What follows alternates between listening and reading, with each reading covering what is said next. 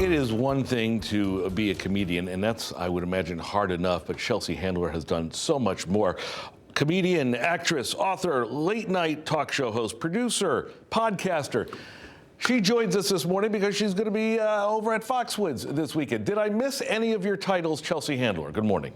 I know. I mean, who knows, really? It's really hard to keep track. But yes, I am. But I am coming to Connecticut this weekend. That much. That much we know. We will talk about that in just a second. You've been around the comedy streets for a very long time. How do you keep material fresh? You've done Netflix tours. Everything you do a tour, you got to come up with new stuff. How do you keep it fresh? Well, it's pretty, I mean, I pull from all of my life experiences. So as long as you're living a life, you get more material. I mean, this show alone, I have a story, a very personal story about Andrew Cuomo. I have a story about visiting Kenny Bunkport, the George W. Bush, the Bush family compound, while I was on 3 edibles, because that's what I needed to deal with. Just I have a great Bill Cosby story, and not a lot of people can say that, but they're all personal stories. And, eventually, like when I'm putting together stand-up, I'm like, okay, what are the stories I haven't shared that are so outlandish that people are going to be like, oh my gosh. And that's usually where it begins. Well, let's talk about, and not to bring politics into it, but you are a big activist online, which very impressive. Abortion rights, the right to vote, and many others. Does that make you a target for, in the wrong way in terms of, okay, we're looking at her for other than what she is known for, and that is comedian?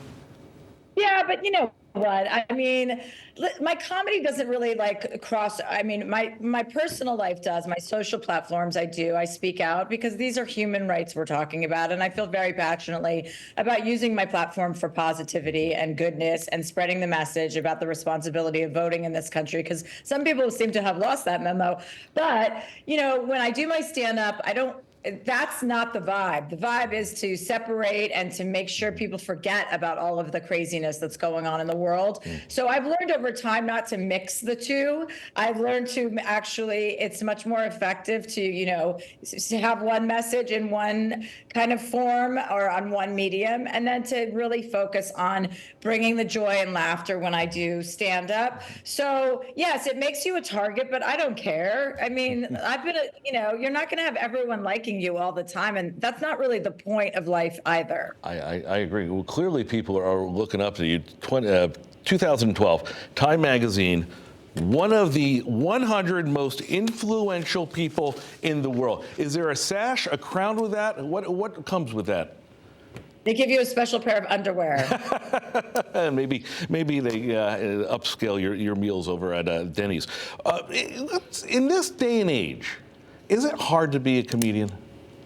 No, it's not. And anyone who complains about, there's too much PC or there's too many parameters, I personally, as a woman who cares about the feelings of other people, if you want to draw parameters for me because I'm hurting people's feelings, please do. It makes your job more challenging, and it makes you have to be more clever. And if you're a comedian, you should be up for the task of that. You know what I mean? It's not that hard to not try to hurt people's feelings while you're doing stand-up.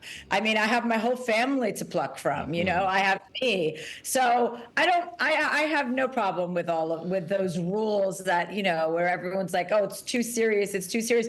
You just make a tiny adjustment. It's not that huge of an impact on your set. The rules there are no rules, and that's what we're going to see Foxwoods Saturday night. What you mentioned, you've got some stories to tell. I love some of the stories that I saw online about you. You don't have any children, but you give scholarships to your friends and family's kids.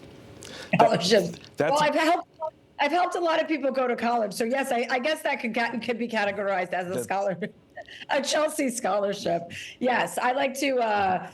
For my employees at my shows. That wasn't a question, Chelsea. I was just declaring a statement. And by the way, you look lovely this morning. Really fantastic. I mean, can I suck up enough over the next couple of minutes and send you my kids' college resumes? No. It won't work.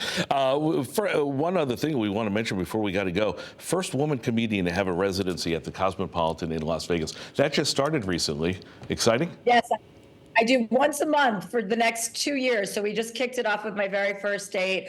And then I go once a month at the Chelsea Theater at the Cosmopolitan Hotel. So it was an epic kickoff. And that's about as much time as I can spend in Vegas is one night. Yeah, I think you're right. And what a coincidence. It's the Chelsea Theater. Now I understand why. Yeah, that's right. You could find Chelsea Handler at Foxwoods Saturday night as she brings her world domination comedy tour. Chelsea, thanks for joining us.